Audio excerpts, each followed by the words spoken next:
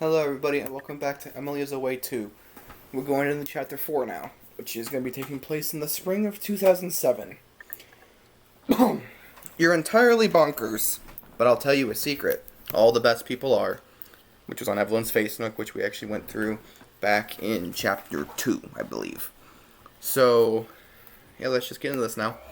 Sunday, April 22nd, senior year. You guys remember from last time, we tried to balance the lives of Emily and Evelyn and their drama and everything. And it didn't work out so well for us. Because we ended up pissing off Emily and she left. Which, again, like I said last time, she left sooner than she normally does. Because, for some reason, because she's supposed to leave once the timer runs out. Like, either one of them is supposed to leave once the timer runs out the first time. And then it'll start back up again for both of them. And then the second time it runs out, they go off to do something, and then you have some alone time with the other person. And then the third time, they actually leave completely and go offline. And that didn't happen with Emily. For some reason, she did that the second time. I don't know, but what are you going to do? Anyway, so it looks like we have... I don't know this one. This is clearly it's Rihanna. That's Linkin Park, and then Soulja Boy. Zodiac, which is actually a really good movie. Like, it was a really good movie. 300, Battlestar Galactica, and then Boondocks, which I've never seen. Then we have God of War 2. I assume that's supposed to be Stalker, Shadow of Chernobyl. Chocolate Rain, and then the Suspenseful Gopher, whatever the heck it was. We're going to go with Linkin Park, though. I'll face myself, erase myself, and let go of what I've done, which we all know what that song is at this point. I mean... that one's kind of been overplayed, but it's still a good song. Spider-Man, great power comes great responsibility, sure. We all have scars. Yeah. Hey, best friend. Hi, Ava. I know we already chilled today, but I miss you. We could hang out tonight. I wish. I have so much homework due tomorrow. Oh. So what are you up to? Absolutely nothing. You? Well, I should work on this writing project due tomorrow. What's the project? Law, what do you have to do for it? Ugh, we have to write a poem about something. To be honest with you, we should also look at our buddy info really quick. With hands held high to a sky so blue, the ocean the ocean opens up to swallow you. Linkin Park. I got survivalism, and then the nickname I used, which was my dad's name, Royce. Best friends.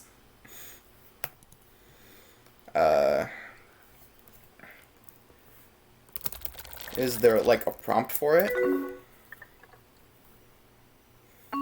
Yeah, but it's super vague. What should I write about? You should write about me, obviously. Lol, okay, I think I can do that. I really like this class. That's swell. Anyone I would know in it?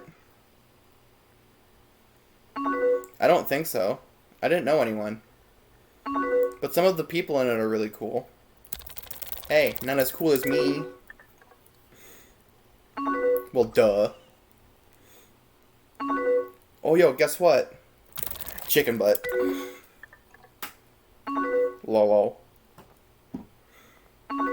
9 Inch Nails just came out with a new album. Ooh.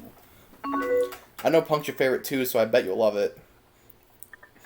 I could say I already listened to it. I probably have already listened to it, but let's do this. Well, I love 9 Inch Nails. They are pretty good. The only song I've really listened to a lot from them is Hurt, and that's mostly because I listened to Johnny Cash do it first, because growing up I was a huge Johnny Cash freak, and I still am to this day. But in fact, most people, I think, know the Johnny Cash version rather than the 9 Inch Nails version. I mean, even Trent Reznor said that Johnny Cash took their song and made it his. And, you know it's a really damn good cover when the original artist who performed the song said that it's his song. But, yeah, so I can't listen to this because copyright issues, so, yeah, we're gonna edit this part out again, so I'll see you guys in a bit. Okay, yeah, so the song is Survivalism that she sends, so it's actually the one that's in her buddy info here. I got Survivalism. Uh, let's see. Uh, you always send me the best music. Oh, shut up, lol. Oh man, Jackie's blowing up my phone right now. Uh-oh, well, what's going on? Oh, nothing crazy. She's trying to plan a big party. What kind of party? An anti-prom party. She's going all out. So speaking of prom, yes. Should we go to prom with her or should we skip it together? Well, I never really got to go to a prom myself. I mean, I went to prom in my junior year, but I didn't go with a date. None of my friends had gone, and well, I technically went with a date because she was a friend. We agreed to go just as friends, but it wasn't like a romantic date. Um, but the point is, I didn't go with like an actual date. And again, none of my friends were really there, and I ended up just kind of sitting off to the side because just so happened that prom night fell on the was 6 month anniversary of my dad passing away because he died in December. He died on December 10th of 2016, and the prom was on June 10th of 2017. So yeah, about exactly half a year later. So I don't really count myself as ever having had a prom. So we're just gonna skip it together. Ava, do you want to skip prom and hang out? Skip it together like as in a date? Yeah, I guess that's what I mean. Yes, of course. Royce. Yeah, because again, that's my dad's name. Don't know why I keep reminding everyone. Um, I was hoping you were gonna ask me. I'm just glad you said yes. Like I would have said no. Most girls usually do to me. Jesus, I have the stupidest smile right now. I want to see it. Like, I've wanted us to be a thing for so long. Hey, I did too. Can I, like, call myself your girlfriend? No, but I can. That is not allowed, seriously. That's just kind of messed up. Or if you want to. I'm going to say this one. No, but I can call you my girlfriend. Lol. Oop, Emily's online now. I'm so jazzed for our anti-prom escapade. Yeah, we're just too cool for prom, honestly. From what I've seen from most proms, they are typically lame. We can definitely have way more fun with just us. Oh yeah, you know it. So what should we do for a date? Let's go to the movies. Yeah, let's do it. What do you want to see? Duh. How about a horror movie? They're your favorite, right? It's both of our favorite. Stupid character. They are, yeah, that sounds like a good plan. What should we do after? Maybe we could come back to my house and hang out. I do love just hanging out with you. Do you think your parents will be home? Oh, they won't care if you come and hang out. Okay, cool. Hey, do you mind if I bring up something semi-serious? Of course I don't.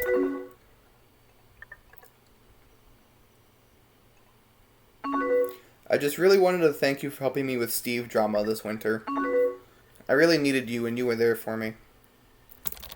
You know I'll always be here for you. I know, but really. Your advice to call Steve out and tell my friends the truth was incredible.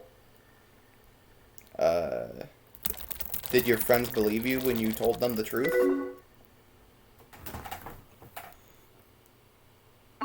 Yeah, they did. I mean, Steve was a predictable asshole. He kind of broke away from our group after that. But enough about that. I just wanted to say it meant a lot to me. Well, you mean a lot to me. It's just so nice knowing you're real. That you're still around even though you know the real me. And I know the real you. And I always will be.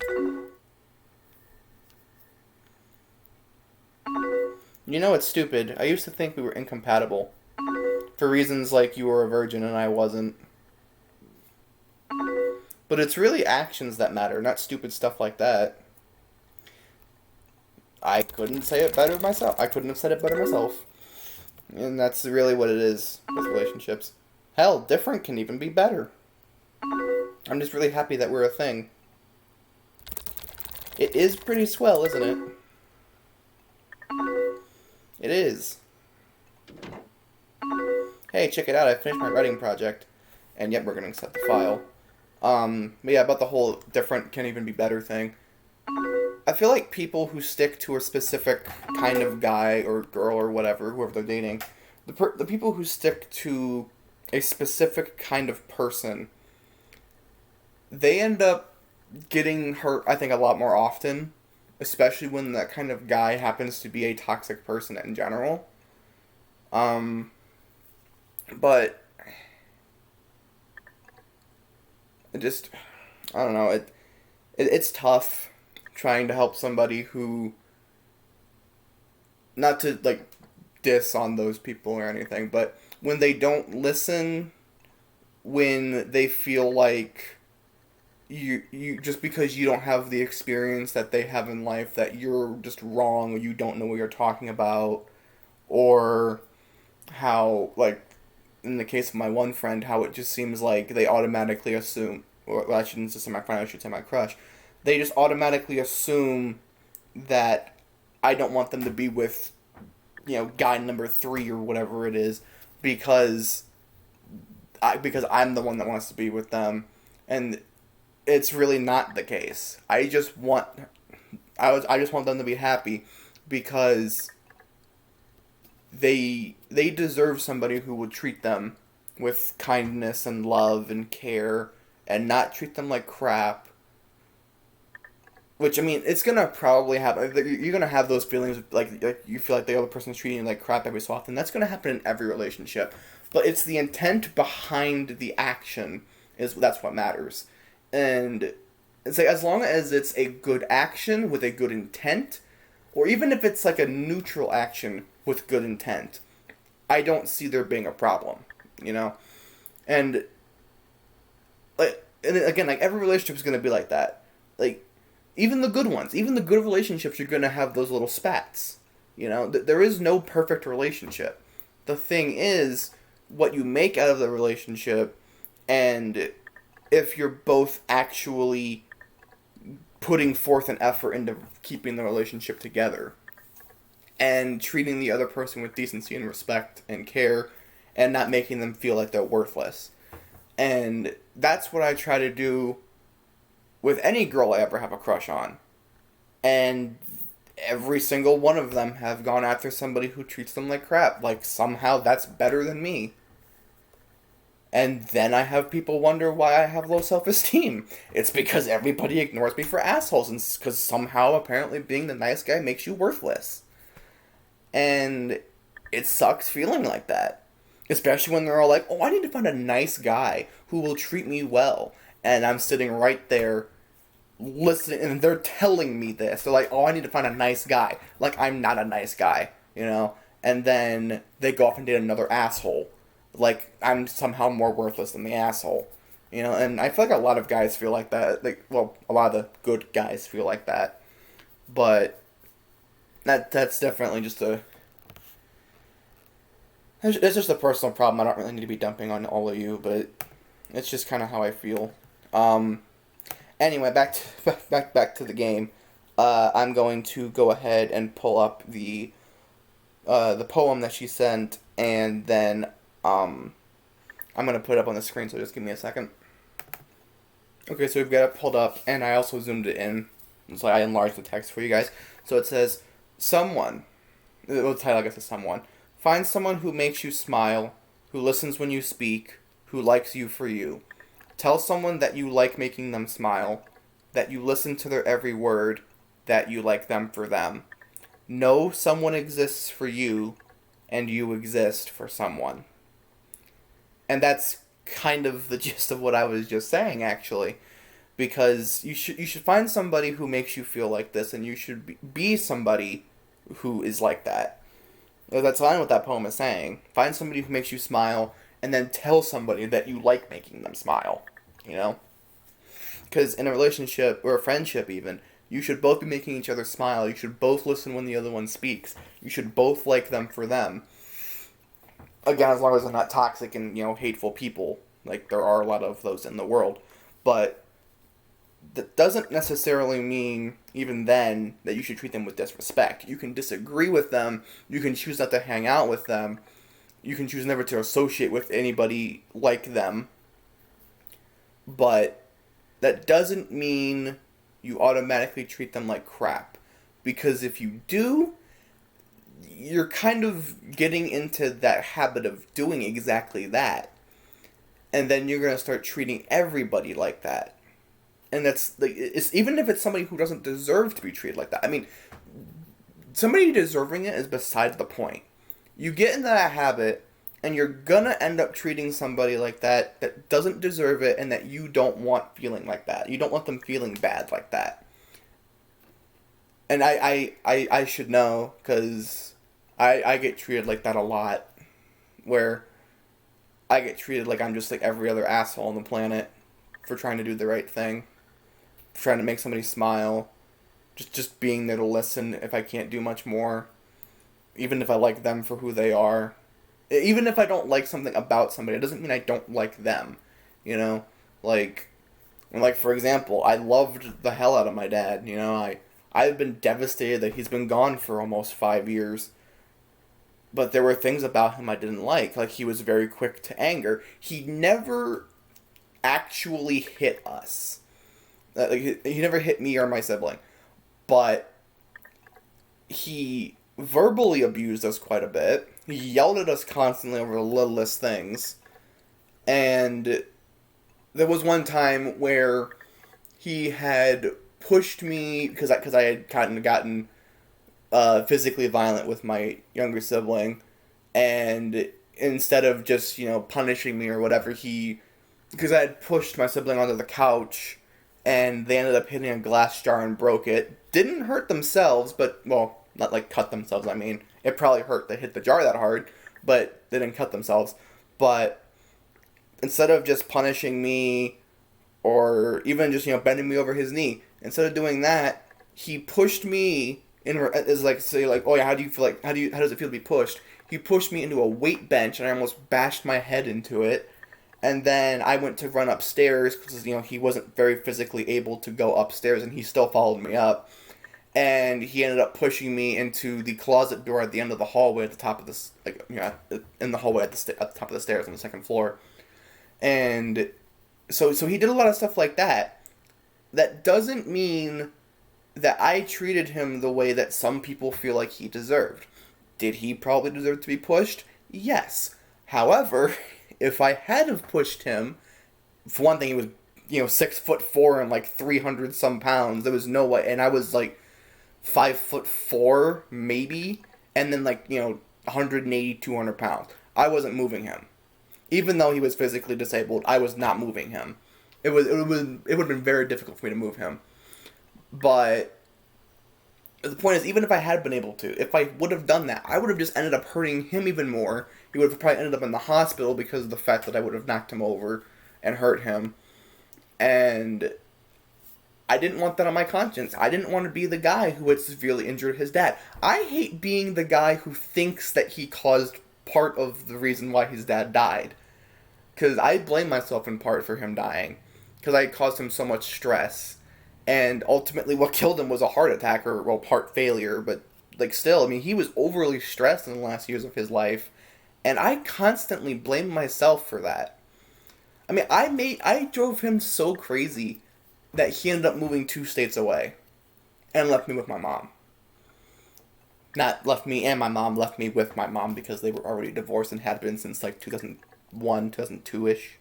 It was the early 2000s. But the point is, yeah, he left me behind. And he even admitted that it was the stress of having me and my younger sibling around when we weren't listening. He didn't know how to take care of us. He couldn't deal with therapy and doctors and school and other appointments and grocery shopping when he barely had any income and all that. So instead of trying to do better about those things, he just packed up and moved 2 states away. And that actually makes it really hard sometimes to realize that he's gone, even after almost 5 years later. Because I will have so many dreams that feel so real, where he's in the dream. And then I will wake up, look at my surroundings, look at my left forearm, because I have a tattoo for him, and I'll remember, oh yeah, he's gone. But it sucks feeling like that, though. It sucks feeling like you're the reason that you've hurt somebody, or that you've, even worse, gotten somebody to die. Like, you've caused somebody's death. It sucks. So, no, I never want people to feel bad. I never want to be the reason people feel bad, even less. Like, I don't want that. So, I do my best to make sure that my friends and the people I love they feel respected and loved and cared about, and that they can have somebody to confide in, and that doesn't always work out for me. Sometimes I end up being treated like shit for it. But at the end of the day, for one thing, I'm used to it, and for another thing, as long as they don't leave, I don't care how they treat me. I've dealt with it for a long time. As long as they don't leave, I can deal with it a little more. Do I want to? No. Nobody does. Can I deal with it? Yeah. But that's the point. Is that's kind of what this poem is saying. Is just, find somebody who makes you feel like all of this and treat them exactly the same way, and know that you both exist for each other, and that's the kind of person you should be friends with. That's the kind of person you should be in a relationship with. That's the person you should get married to. That's the person you should have kids with. That's the person you should grow old with. So hopefully you all kind of understand that poem and its meaning, and my interpretation of it anyway, since technically poems can be interpreted numbers of ways. But hopefully you guys realize the same kind of things that I do, or at least understand where I'm coming from with it. And James A. Jandice from Dead Meat says, be good people. Just be people. And when he says that, it's like, don't be a shitty piece of garbage. Be a human being with decency and respect and kindness for others and all that. So yeah, that's at least that's how I see it. Anyway, that's how I see what he means when he says just be people. But yeah. Anyway, enough of this happy shit. Let's just get back to the game. Okay, it's about you, kinda. Poems are weird. Is the poem, directed towards me? Maybe? Lol, I don't know, you were the inspiration. You're the inspiration. Let's get Deadpool flashback every time I hear that song now. Even though that's not where that song is from. I mean, it was in the movie, but it's not where it was from. Anyway. That was my last bit of homework. Now I can go to bed. You're going to bed, right now? Well, very soon, yep. I just can't wait to get super comfy and warm under some covers. Oh, I want to join you. I wish we could cuddle. Oh, shit. Cuddle and make out? If you're lucky. Well, I'm not, so it's not gonna happen. Hopefully we can get in some alone time when we skip prom. I think that's guaranteed. Double heart. Okay, bedtime. Sleep tight. Good night, Royce. Good night, Ava. I'll face myself, erase myself, and let go of what I've done. Yep. And give it a second. Yep, there it is. Emily showed up again. What's her buddy info? You used to get it in your fishnets. Now you only get it in your night dress. Discarded all the naughty nights for niceness. Landed in a very common crisis. Arctic monkeys.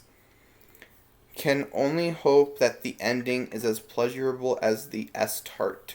Obviously, it's supposed to be start, but for some reason there's an enter button put there. So, anyway, hi. About to say hi, Emily, but then just said hi. I know we haven't talked like in a while. I know, it's okay. Could we like talk for a little bit? Of course. Thanks. I just want to say some stuff about January. Okay, I'm here for you. This is literally me too, though. Even after like getting shit on by somebody, this is my attitude. I'm still here for you, even though you weren't here for me, or even though you treated me like shit. I'm still here for you if you need me. I'm really sorry for getting mad at you. No, I'm sorry. The whole thing was my fault. Which, no, it wasn't, but yes, it was. It kind of is both. I know you didn't, like, owe me anything. I just thought you'd be there for me. I don't know. I really do regret what happened. I really regret it, too. You were taking so long to respond. What were you doing while we were talking? And we're just gonna be honest. I was talking to someone else. Talking to who? Was it really important? I promised not to tell anyone, but yeah, it was important. Okay, I was just worried you like didn't want to deal with me or something. No way, I'm always here if you need someone. I was just feeling really lost, and you were there. And I guess maybe I unloaded too much baggage, like, all at once. I definitely don't think you did. I didn't feel overwhelmed at all. I mean, you feel overwhelmed, but it's like, not to the point where you want one of the two people to shut the fuck up. Thank you for saying that. I just feel so embarrassed for it. Like, whenever we talked, you were always so composed. And here I was just being a complete mess. I mean, like, no, like, in a situation like that, you definitely feel overwhelmed. But if you really care about both people, you push through it and try to help them to the best of your ability. Like, don't take on too much if you can't. Just tell them, say like you start talking to somebody else first, and they start telling you about their problems, and somebody else jumps in and needs to talk about problems. So then you try to balance those two, and then a third person jumps in, or however much you can actually deal with at that point. Just tell that third person, look, I'm already dealing with two other people at the moment, because they started talking to me before you came and just wanted to talk. Is it okay if we save this for later? Because I want to be able to talk to you and help you, but I'm dealing with two other people on top of it. I can't add a third one, so is that okay? As long as you can explain yourself to the best of your ability, it shouldn't matter so much. It might. I'm not going to say it's not going to matter, because sometimes it does. But the best you can really do is just be honest. Just tell them, yeah, I'm feeling overwhelmed because I'm talking to too many people at the moment and dealing with their problems and trying to help them through them. So can we put this off to the side for later, because I definitely want to talk about it. Yeah, as long as you're upfront and honest about it, it shouldn't be a big deal. It might be, but it shouldn't be. And no matter what, you can't be wrong in that situation. Because, yes, you might feel regret for not helping them if something ultimately bad happens. But you at least know in your mind that you did your best in that situation. Because you cannot deal with more than... You cannot go past that limit. Like, if you can deal with 5 people at once, that's fine. Great. Good for you. If you can't deal with more than 2 people, Hell, if you can't deal with more than one person, that's not your fault. Okay? You cannot blame yourself because you weren't there for everybody. Nobody can be there for everybody. Superheroes in comic books can't always be there for everybody. And they're supposed to be there for everybody, and that's why it weighs on them so heavily, too. So, just remember, you're not a superhero. You can't be there for everybody, no matter how much you want to be. But you have to at least do your best and hope that they understand when you can't be there. Because you're already trying to be there for multiple other people. I mean, you can't... even if it's like you trying to go talk to somebody else and they said that they're feeling overwhelmed, you can't expect them to just put everybody else off to the side for you. I mean, like, if you're in a relationship, then, like, yeah, you should still take, like, either one of you would still take priority, but that doesn't necessarily mean just push the other person out, you know? Like, say you're in a relationship and your significant other is talking about their, really bad day or how they got treated like crap by a coworker or a student or just somebody random on the street or in the store or whatever. And they're talking about this with you. And you're already dealing with a friend of yours that's going through similar problems where, like, they're feeling like they're, there's just a lot of drama, basically. Prioritize it, Don't just say, oh, don't say this significant other, oh, hey, I'm already dealing with this person, can we put this off to the side? Mention it to the other friend. Say, hey, so my significant other came in and started having problems. I want to keep talking to you, though, but I have to deal with them at the moment. Can we put this off until later? Because I do want to talk to you, but I can't deal with all this at once.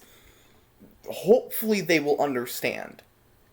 But you have to figure out your priority list there. Like, if you don't have any kind of relationship and you just have a bunch of friends, prioritize it however you want. And for me personally, I just go with whoever came first, But if I were in a relationship and I had, like, two friends talking to me and then suddenly my significant other comes in, I tell both of them, or at least one of them, hey, my significant other came in with problems of their own.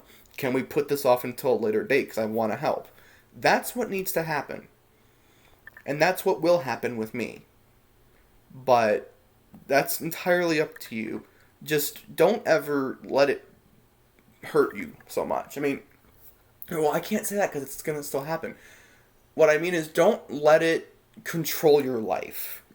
Don't let it overwhelm you. Don't let being overwhelmed by other people's drama and trying to help everybody overwhelm your entire life. Because nobody comes out of drama without scars. Even people who aren't directly involved. If you're just there as like a bystander, you're coming back with scars. They might not be as bad as the people involved, but you're coming back with scars. Because you're going to see this and you're going to be like, well, that could be me. That could easily be me in that situation. Or, oh, that has been me in that situation. And that will just add to scars you already have. So yeah, just don't try to overwhelm yourself. But don't just abandon people either. Make sure you're explaining, hey, I have to deal with this person because, oh, they came to me first, or, oh, this is my significant other, so, that has to come first. But I want to talk to you about this, so is it okay if we talk later? Just make sure that that's what you're doing. Don't just say, okay, I gotta go talk later. Because then they're just going to feel like you're not nearly as important as whatever else you're doing. I mean, they might still feel like that if you have to prioritize somebody else. But as long as you're also explaining that you're feeling overwhelmed with all of that, hopefully it won't hurt them so much and they'll understand.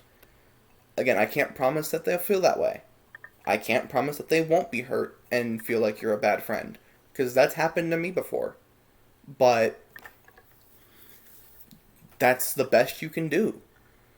That's really all you can that's all you can do. Anyway, I keep going off on these tangents, but it's just a really important topic to me.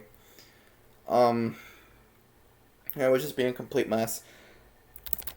Everyone has bad days, Emily. Don't worry about it.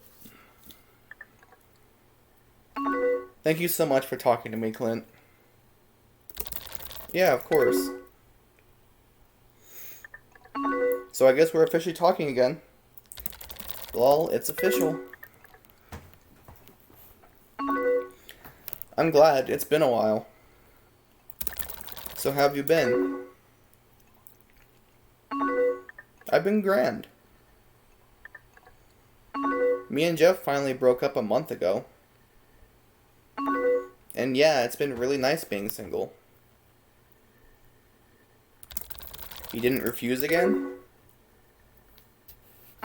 Oh no, he did, but this time I was ready. And now college is coming up soon. So you're basically wiping the slate clean? That's the plan. I have met some new friends, though. One of them I think you know pretty well. Oh, really? Who? Haha, just your best friend, Evelyn. Oh boy. She's really grand. Actually, she's my girlfriend now. Yeah. Whoa, that's awesome. Yeah, she talks about you sometimes. It's clear you're not just friends. Haha. Well, that's nice to hear. How do you know her? She's in my writing class this semester. She just sat next to me one day. Jeff's in that class too, so it was really nice of her. Well, isn't she the best? She is. She's like really pretty too. I know, she's gorgeous. Well, I'm glad you're doing well. And I'm really glad we're messaging again. I'm really glad too. Well, good. Sorry if this is getting sappy, haha. Just I can say loser.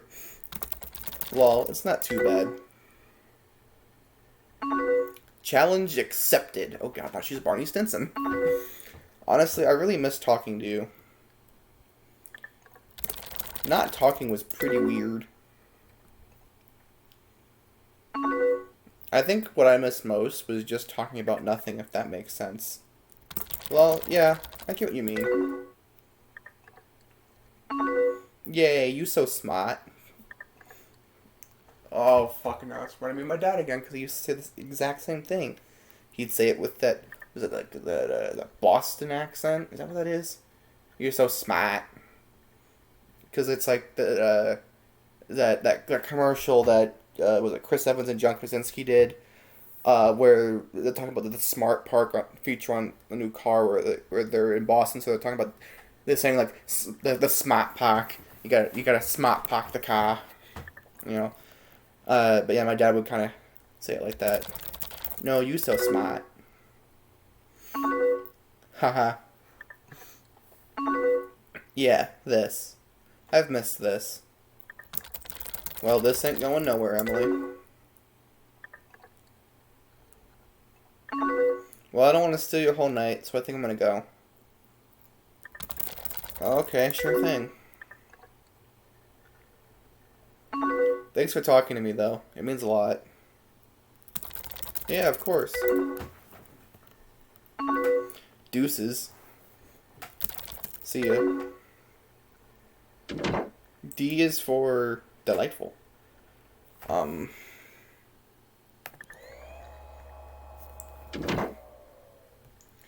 Yeah, sorry for letting this episode run so long again. It's just a really important thing for me to talk about stuff like this when it comes up, because I see a lot of people go through these problems, and I know that I can't help, and that's kind of the other reason why I wanted to start doing this, because even though I know I'm at this point I'm basically talking to nobody, because I'm lucky to get like 1 view per video at this point, it it actually helps me not only feel like I'm contributing to society, but also because I feel like I can maybe help people through this. You know, kind of like Markiplier and Jacksepticeye do, but I don't think I'd ever be nearly as good as them. But at the same time, it's still better than doing nothing. I feel like I could help a lot of people doing this. I mean, obviously, I'm not gonna get the kind of like same reactions that they do all the time because they have the face cams, and so that you can read their emotions on their face, and they have a lot more emotion in their voice. I don't have a lot of emotion in my voice a lot of the time. I mean, you can kind of tell once you're around me long enough what my emotions are, but I mean, it's like even like looking back on like when I first did that live stream for Black Ops 3 Zombies for my very first upload ever on the channel. I can already tell that I'm still a little bit more emotional from there to now because I've kind of tried to quickly progress that because I started to realize I'm way too monotone. Nobody's gonna watch these videos if I'm monotone like that. So I've tried making more jokes. I've tried to put more emotion into what I say, but I'm just not an overly emotional person a lot of the time. I mean, I get upset very easily, both in the angry way and the depressed way. So you can kind of tell when that happens. But when I'm just kind of like at a neutral feeling, and I don't feel really happy or angry or sad or anything, I just don't have emotion. And that's kind of what it is even when I record. I mean, yeah, obviously there are some spikes in that, like, for example, in that part of Doki Doki Literature Club, which at this point barely anybody's watched. I'm not going to spoil what happens. But in part 8, when, because it was titled, you know, This Somehow Broke Me, the reason I say somehow broke me is because I already knew it was coming. But the point is, it broke me to record that video, and you can hear it in my voice for pretty much the rest of that entire video. I mean, you might not be able to catch it right away. Even like there are probably parts where I get a little more like enthusiastic because I try to still do the voices or well, the tones because again I can't really do voices for shit. But I tried to give each character a tone of voice to match, so that way you guys didn't have to really pay attention. You could just listen. Um, but but like by the end of that, you could just tell how how much it had actually affected me.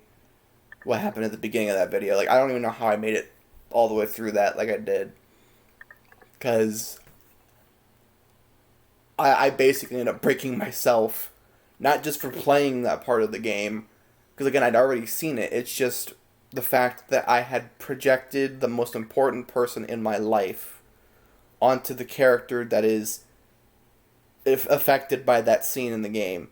Which again I'm not going to spoil it, but if you watch parts 1 through 8 and you get to that part, you'll know what I mean. Because I projected the most important person in my life onto that character, and then something really bad happens to them. And it just broke me, you know?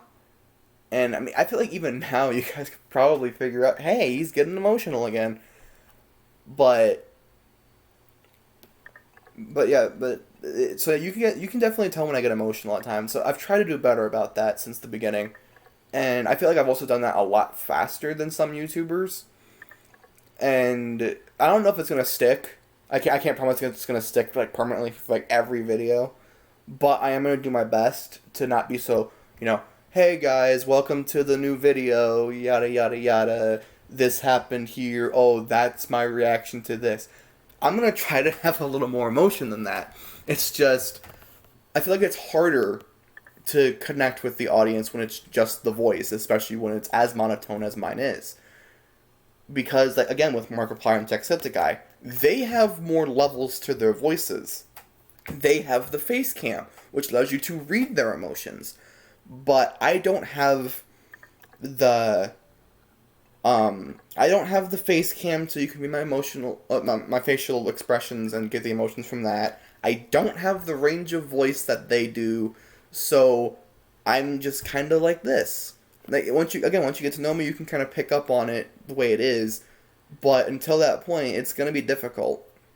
But what honestly, what really kind of warmed my heart was when not part one, but when the video for Emily is a White One went public on the channel, I got a comment on it, and it was the only comment on the video so far, but it really warmed my heart But it says, "You're a candle in the darkness," and I have never heard anybody tell me that in those words.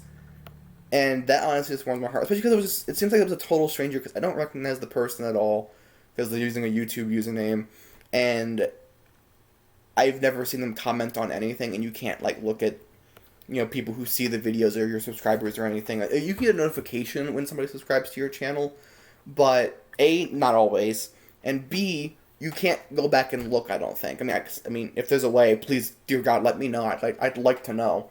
But I don't know who all is subscribed to me. Like, I have an idea of a few people because I've asked them to, and then, like, immediately after I did, I got a new subscriber. But no, it actually does warm my heart a lot to hear stuff like that, because I feel like I am actually making a difference. And I only did the one video so far. Like, literally, none of the other parts none of the videos for Emily is Away 2 have gone up by the time I'm recording this. And so it's just really nice to know that somebody out there sees me in that kind of light. The only thing about that comment, though, is they had added wannabe YouTube friends. Now, if you are actually watching this, if the person who commented that is listening and watching this, I didn't actually reply to it, but I'm going to reply to it here. I have this policy where I don't just, like, become friends with somebody. If you would like to try to interact a little more, just make sure you're commenting on videos, and depending on what it is, I will reply to the best of my ability, which, I mean, at this point would probably be pretty easy since there's nobody commenting on my videos anyway. But I really do appreciate what you said, and I can't say that we can be friends because I don't know you. I mean, you commented one time, but you watched my video all the way through, which I really appreciate. But I just have this policy where I don't just automatically start a friendship with somebody that A, I don't know, B, I just met, and C, I meet over the internet. Like, I mean, I have friends over the internet. I just don't jump into friendships over the internet. Like, it takes me a long time to consider somebody I meet over the internet as a friend. Like, typically, it's usually, like, months before I consider somebody an actual friend.